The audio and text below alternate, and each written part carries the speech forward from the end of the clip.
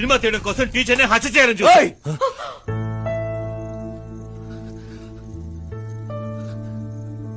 హంతకుండా అంటున్నావు?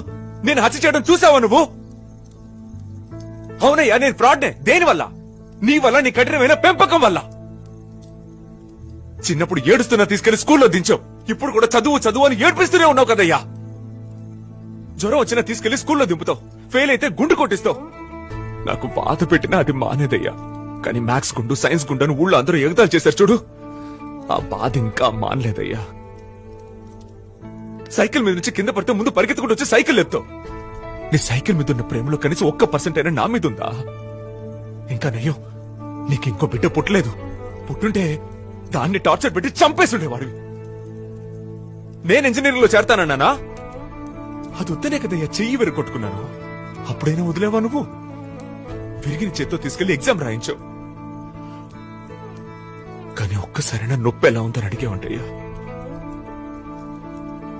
ఇంట్లో నీ టార్చర్ నుంచి తప్పించుకోవాలని హాస్టల్కి వెళ్లి చేరాను. అక్కడ ఒక్క ముద్ద నోట్లో పెట్టుకోలేవు. ఏదో ఒక రోజు తృప్తిగా అమ్మ చేతి వంట తిందామని వస్తే అప్పుడు కూడా ఎగ్జామ్ ఎప్పుడు మార్క్స్ నేను మాత్రం అడిగేవే తప్ప తిన్నావా అని ఎప్పుడైనా అడిగే ఉంటాయా?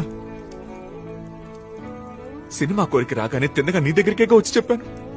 అప్పుడే నువ్వు పర్వాలేదు, ఒకసారి ట్రై చేసి చూడరా అని సపోర్ట్ చేస్తుంటే ఇప్పుడు నాకెందుకయ్యా ఈ పరిస్థితి? అదో తెలిసి ఒక పిచ్చోని తీసుకొచ్చి నువ్వు వాళ్ళ అయిపోతావన్నావు. మనిషి వంటయ్యా నువ్వు? ఏమయ్యా, ఇంతవరకు నువ్వు నా కోసం ఏం చేసావయ్యా?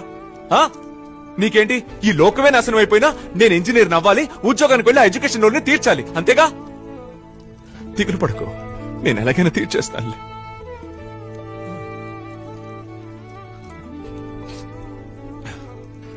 చూడు, నువ్వు సినిమాల్లో ఓడిపోయే 99,999 మందిని మాత్రమే చూస్తున్నావు.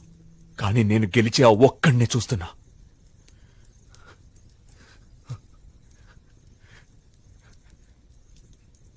నేను భుజం మీద చేసి ఫ్రెండ్లీగా సపోర్ట్ చేసే తండ్రిలా ఉంటావు అనుకున్నాను.